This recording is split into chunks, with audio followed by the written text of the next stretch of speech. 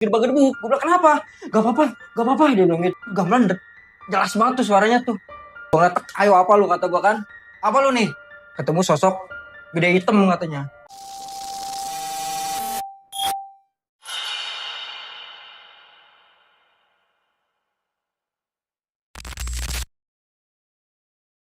Assalamualaikum warahmatullahi wabarakatuh. Balik lagi di channel podcast horor tajuk misteri. Yap, kali ini bersama gua Teguh yang akan membawakan podcast hari ini.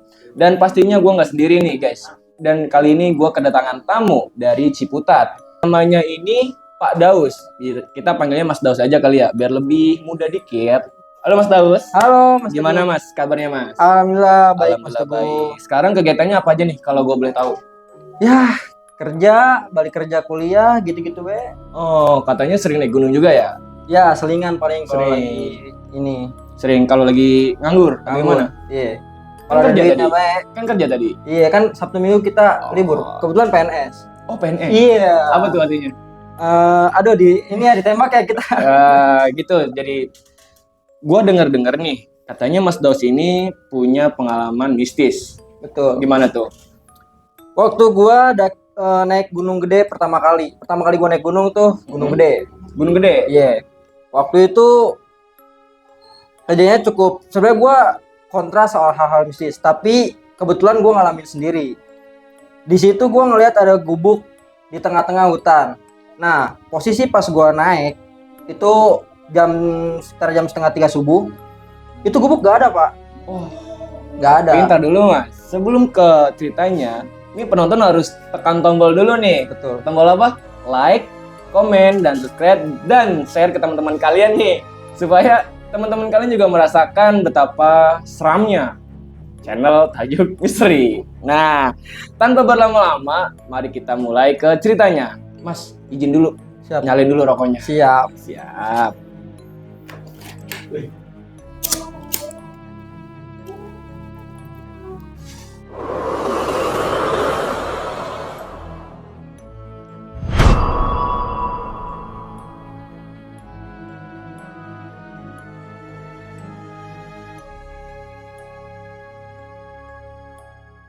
Begitu gua kelas 3 SMK akhir pas mau praktek ujian.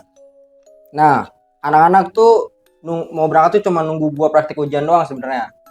Nah, target gua tuh kurang hari Senin pagi. Tapi ada temen gua yang Seninnya gawe waktu itu. Nah, akhirnya dipaksain lah hari Minggu tuh hari Minggu sore itu harus udah di rumah. Jadi kita benar-benar kejar-kejaran waktu itu.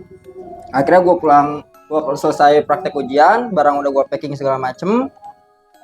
Kita berangkatlah tuh, kita naik mobil tuh lu tahu mobil ambulan zaman dulu tuh. Mobilnya mobil kayak gitu tuh, apa ya, Zebra apa gitu gue lupa. Naiknya mobil kayak gitu jadul banget. Nah, naiklah gua rombongan 10 orang. Jalanlah gua dari Cikupa. Jalan naik biasa. Jalan itu gua jam setengah 9 kalau nggak salah, setengah 9 malam tuh gue jalan dari Tangerang. Jalan di situ masih selaw-selaw aja, masih nggak ada apa-apa gitu kan. Berhenti kita di Indomaret Cisarua, beli perlengkapan gitu kayak makanan segala macem, logistik. Dari situ singkat cerita sampailah kita di base camp di kaki gunung gede lah. Nah, mobil yang gue taikin itu ada trouble nih bang. Pas mau nanjak, itu setir coplok. Kita panik dong, supirnya soalnya amatir. Kita itu di tanjakan itu kagak pernah namanya nginjek gigi 4. Gak pernah nginjek gigi 4, jadi gigi 3 terus kita.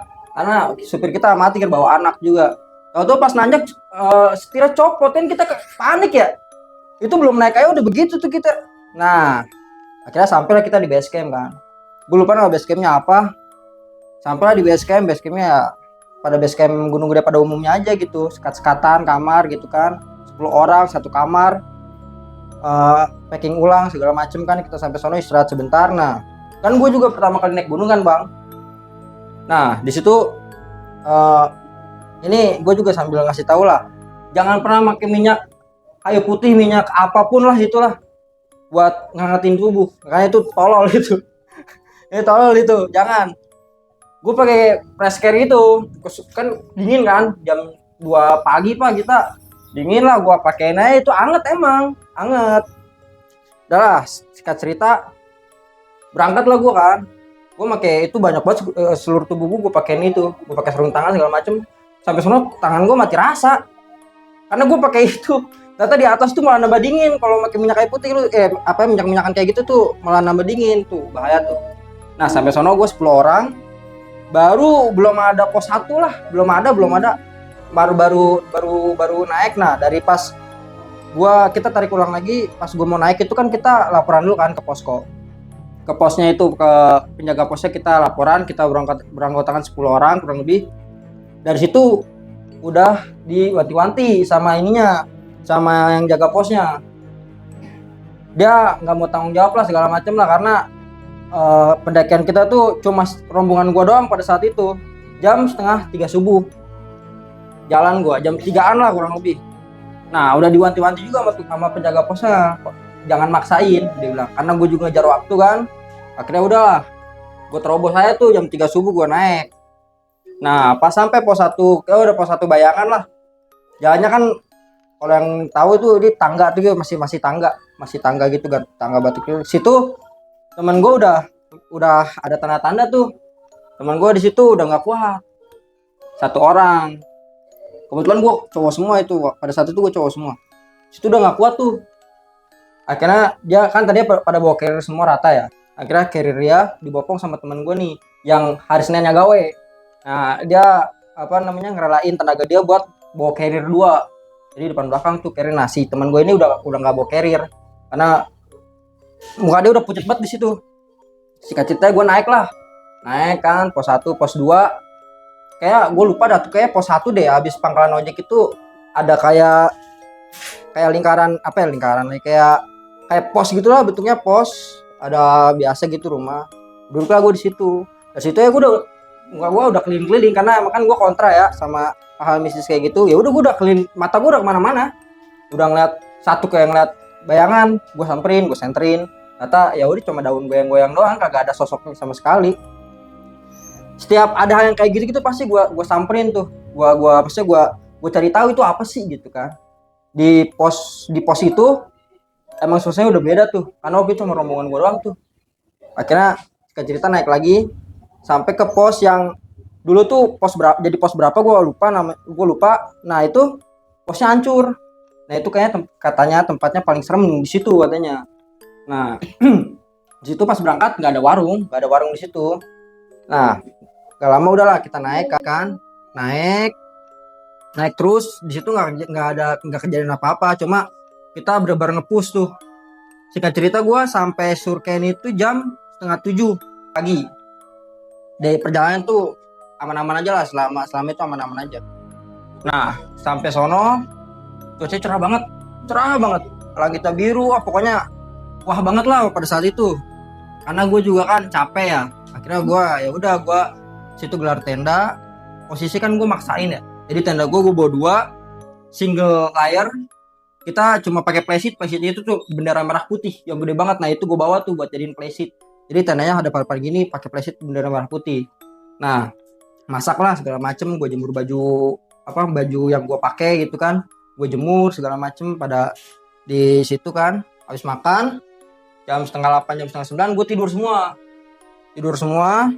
Ya wajar lah, gue kan baru pertama kali naik gunung juga kan pada saat itu. Bangun badai gede banget. Pokoknya itu tuh awan kayak lewat depan muka gitu. Pokoknya serem banget lah pada saat itu. Itu kalau gue ada fotonya sih, pas cerah itu gue foto, pas badai juga gue foto. Itu bener-bener gak kelihatan apa-apa lah. Jarak pandang juga nggak lebar banget gitu, kayak terbatas lah. Nah badai kan jam 3 tuh kalau nggak salah, 2:30 badai. Temen gue yang biasa naik gunung, biasalah kesel juga kan dia. Harusnya kan ada juga temen gue yang udah biasa juga, cuma nggak peka gitu, pada kayak blow on semua. Harusnya kan bajunya jangan semuanya dijembrengin di luar. Jadi baju yang kita pakai buat nanti turun lagi itu Itu basah kuyup semua tuh gara-gara badai. Ya kan? Udah tuh. Situ gua ngamanin SB gua, terus sama baju balik gua. Akhirnya setelah dari situ gua packing baju-baju yang tadi gua pakai tuh yang kehujanan, gua packing segala macem. Nah, tadinya gua nggak mau pengen ke puncak, nggak pengen. Cuma teman gue yang bawa gua sampai situ nggak pengen bikin ya teman-temannya kecewa gitu kan. Udah sampai sini kok nggak sampai puncak, dibalikin lagi ke bocah. Mau ke puncak apa enggak dengan kondisi yang kayak gini gitu kan. Badai, hujan deras, angin kenceng banget situ. Cuma ya anak-anak gua kan baru juga kan. Jadi ya udahlah, pada mau ke puncak. Akhirnya udah tuh teman gua satu nggak mau ke puncak. Kakinya ke gilir dengkulnya. Temen gua nggak mau ke puncak. Akhirnya dikasih opsi, ya udah lu tunggu tenda, kita ke puncak bareng-bareng. Temen gue takut dong, ya udah akhirnya dia maksain ke puncak. Naik lah kita 10 orang semua. Gue pakai baju balik gue, pakai celana ini nih. Ini celana yang gue pakai ke puncak waktu itu. Hujan deras, gue buka jas hujan kan segala macem. Udah tuh, naiklah gue ke puncak. Itu waktu itu belum deras banget, cuma udah gerimis. Terus posisi udah badai, awannya udah gelap banget. Sumpah itu ngeri banget tuh pada saat itu tuh. Naiklah gue baru jalan setengah jalan tuh sampai arah ke puncak. Terus jadi air tuh dari puncak tuh turun semua tuh kayak air terjun. Parah lah. Cuma pada saat itu gue kayak ngerasa kayaknya balik dah. Gue sama maksain gitu. Cuma gue balik naik gue 10 orang. Maksud kok cuma gue doang yang balik. Yang ada gue yang hilang kan gak bakal podcast kita. Ya kan? Udahlah, gue paksain dah dari situ. Semua udah pada menggigil. Nah, udah pada menggigil semua. Gue juga udah basah kuyup. Yang harusnya baju itu gue pakai buat balik, itu basah kuyup. Jadi gue udah gak ada stok baju lagi. Makanan juga udah gak ada lagi. Logistik bukan gak ada sih, udah menipis lah ibaratnya mah. Akhirnya udahlah gak apa-apa, kita naik aja ke atas kan. Naiklah, sampailah ke puncak tuh. Di puncak tuh udah badai semua tuh. Udah kayak badai lah. Hujan gede banget gitu kan. Udah hujan. Nah di situ temen gue kena gejala hipo. Yang tadi gue bilang temen gue udah gak kuat bawa carrier, di situ kena gejala hipo. Terus gue tanya, lu dingin gak? Kata gue, kalau dingin nih pakai sarung tangan gue, kata gue. Masih bisa kok ini dipakai, kata gue kan. Dia ngomong dia nggak dingin, dia nggak ngerasain dingin sama sekali. Tapi gue liat itu bibir udah biru, udah bukan pucat lagi, biru bang. Dicium kali. Wah itu kayak makhluk asing nih ya. Masuk makhluk asing. Tapi kalau masuk makhluk asing kan alien loh. Boleh. Radianta emang. Nah, pokoknya dari situ udah tuh dia kena gejala hipo.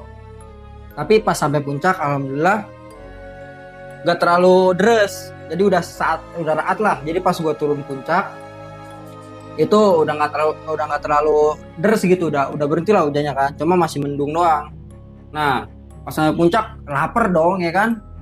Ditambah gue nggak bawa apa-apa nih ke puncak nih. Tapi di puncak tuh kalau yang lain tahu tuh di Gunung Gede itu di puncaknya ada jualan. Dia tuh ada tukang gorengan di sono di atas. Gue belilah, namanya tempe baja. Itu lo kalau lo beli tempe lo ketok-ketokin ke besi, bunyi tuh teng. Tempe baja. Jadi lu itu gigi tuh harus kuat banget tuh gigitnya. Akhirnya gue beli tempe, di situ beli gorengan, dimakan bareng-bareng. Udah tuh kan foto-foto, selebrasi segala macem. Turun lah gue. Turun, udah lumayan raat lah hujannya. Tapi alhamdulillah gue dikasih senja di situ. Jam 6 maghrib. Jam 6 maghrib dikasih pelangi, dikasih senja gue waktu itu ya. Alhamdulillah gue juga pertama kali juga kan. Akhirnya gue bisa ngelihat keindahan alam gitu. Nah dari situ harusnya nih rencana awal itu kan besok. Kita masih ada 1 malam sebenarnya buat istirahat tuh, nah kan. Besoknya hari Senin, temen gue kan gawe, makanya gue bilang ini dakian harusnya ini tuh maksain. Jatuhnya tektok, bukan nginep kita, jatuhnya tektok. Orang berangkat jam 3 subuh sampai jam 7, turun balik. Harusnya itu masih ada 1 malam lagi tuh. Nah, tapi dipaksain buat balik karena ngajar waktu kan.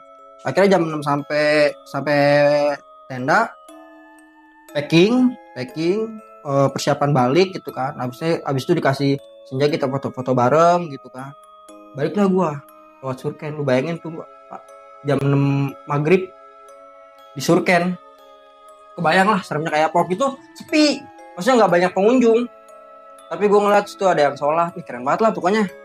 Tapi pas gue jalan tuh, wah udah awalnya udah beda. Tambah gue kena malam juga kan, kena malam lagi balik. Turunlah gue. Terus dari situ kejanggalan dimulai. Karena apa? Udah capek pertama. Baju juga basah. Baju basah apa gue pakai balik.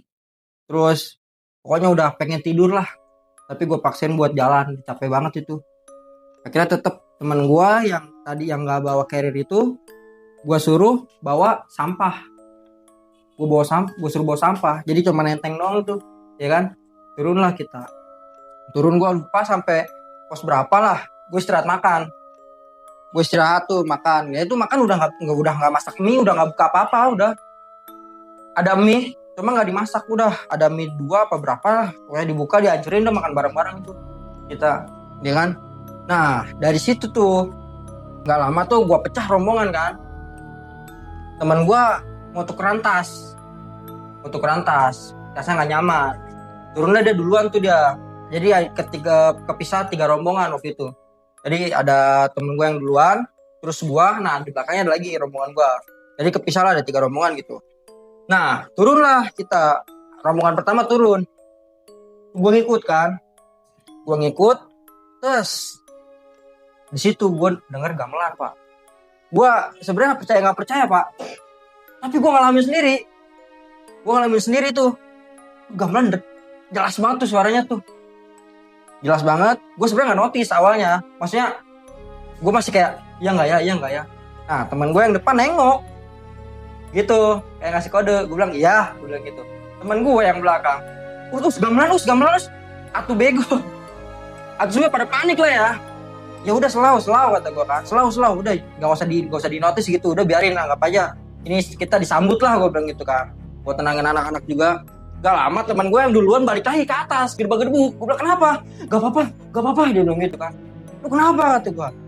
Gak apa-apa. Nggak cerita kenapa. Siapa namanya, si Ageng. Ngelihat katanya ada yang lewat di situ tuh, di bawah itu katanya. Nggak tahu gue kuntilanak apa gimana, pokoknya dia ngelihat sesuatu lah.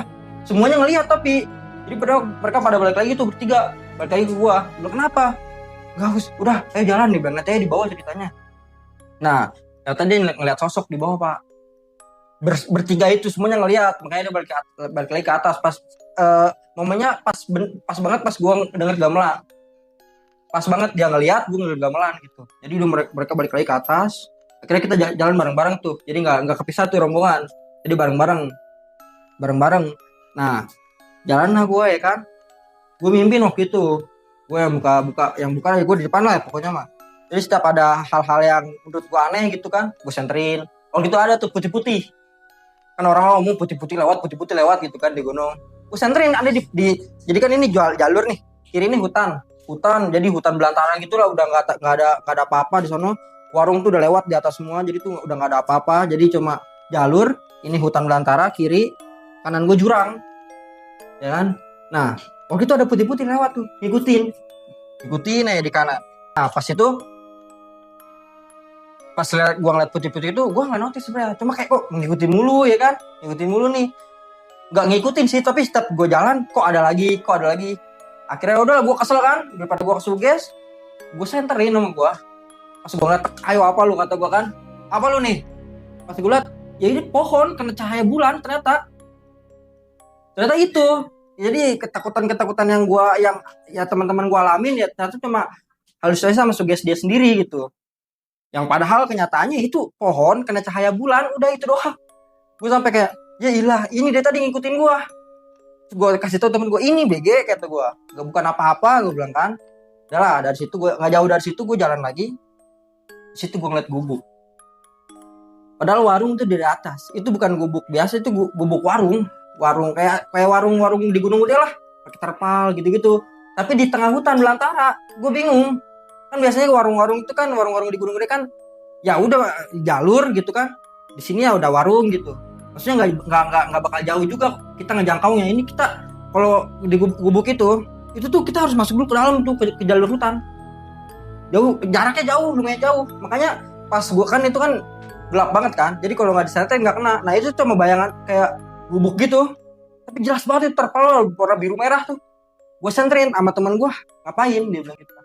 Ada gubuk BG kata gue kan, lu mau istirahat dulu nggak kata gue. Gubuk apaan, lu nggak usah aneh kata temen gue kan. Ya gue tahu lu emang nggak percaya, tapi jangan di sini lah, dia bilang gitu kan. Gue bilang, tapi itu gubuk Yung kata gue, namanya Uyung. Itu gubuk Yung. Iya gue tahu ada gubuk. Dia ngomong itu, nggak tahu lah dia yang lihat juga apa enggak, cuma dia nyoba yakinin gue. Iya bilang gitu. Iya, kita jalan dulu, dia bilang gitu.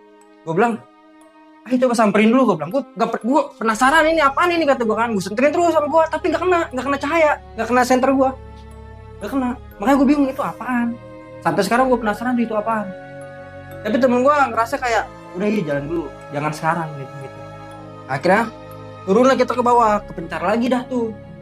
Jadi yang depan tuh yang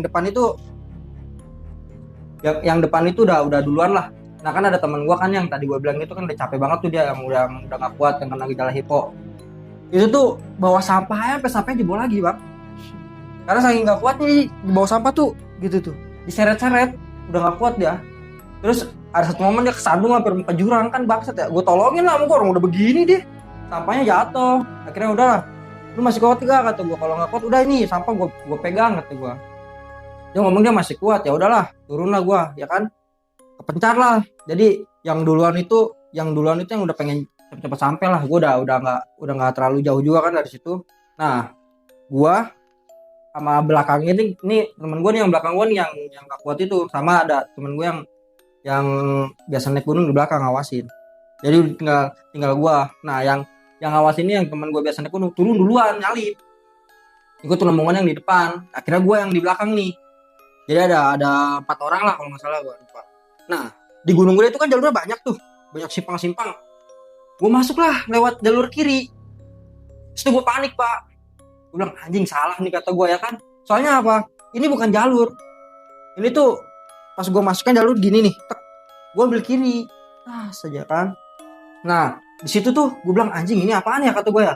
Kok kayak bukan jalur. Gue berhenti. Ini apaan nih kata gue kan. Kok kayak bukan jalur kata gue ya. Kan tadi kita jalurnya tanah kata gue. Ini kok kayak rumput gitu kan, hijau ini. Nyasar nih kata gue nih. Gue udah panik tuh, setengah mampus gue, panik gila kata gue. Udah jalan terus aja dia bilang. Yang penting turun, motornya di Cianjur juga gak masalah. Dia bilang yang penting turun kata dia. Gue bilang tar dulu kata gue. Nah temen gue debat lagi sama temen gue. Gue bilang lu jangan panik BG katanya. Ini pasti jalur, bentar. Dia nyari sampah di situ. Pokoknya kalau masih ada sampah coki-coki itu jalur, masih jalur, berarti pernah dilewatin sama manusia. Dia bilang ya udah. Akhirnya kita nyari sampah coki-coki dulu sambil jalan. Nah ini ketemu ada satu sampah, berarti ini masih jalur. Gue bilang akhirnya gue ikutin jalur itu terus. Akhirnya ketemu, ternyata jalurnya begini gitu tuh jalurnya. Akhirnya gue ketemu lagi tuh sama jalur utama. Ketemu lagi gue sama rombongan yang di depan, sampai ke pos yang kata tadi gue itu, yang pos bulat itu. Sampai situ temen gue yang depan ngide mau ngambil jalur, bukan ngambil sih, emang salah jalur itu mah. Jadi gue ngikutin dia kan. Pas masuk kok turunnya terjal nih, perasaan tadi nggak lewat sini gitu kan. Turun aja, jurang itu punya depannya. Jadi itu kalau temen gue nggak ngerem udah jatuh semua kita ke jurang. Akhirnya kita salah jalur tuh, balik lagi ke atas. Habis itu udah kita ketemu jalur yang benar. Akhirnya kita turun semuanya selamat alhamdulillah. Sampailah kita ke jalur ojek. Di situ orang yang gue lihat di Surken pada saat itu pagi-pagi itu ada mbak-mbak, setelan gunung habis lah, gila, hedon lah pokoknya mah, keren banget. Di sono foto-foto segala macem, hedon banget. Gue bilang anjing, setelan gunung banget nih, gue bilang mbak-mbak.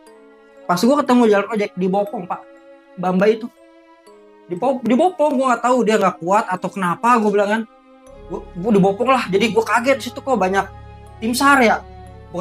Belum ada sih tim SAR, cuma ada beberapa orang yang pakai baju tim SAR sama warlock di situ. Jadi di Bopong tuh mbak-mbak itu yang tadi gue lihat di Surken di Bopong, gue juga nggak tahu, nggak nanya juga kan kenapa. Dia ngomongnya mah kecapean sama nggak sadar katanya, udah nggak sadar nih ceweknya. Gue nggak tahu, gue di situ nggak nyari tahu jelas. Yang penting tujuan gue sampai bawah aja. Jadi itu digotong tuh ada kali 5 orang mah tuh gotong pakai apa namanya, kayu gitu, bambu sama sarung gitu. Jadi Bopong tuh dia tuh sampai bawah. Ketemu gue di jalur, pokoknya dia kata anjing ini bambu yang di atas nih, kata gue yang hedon tadi.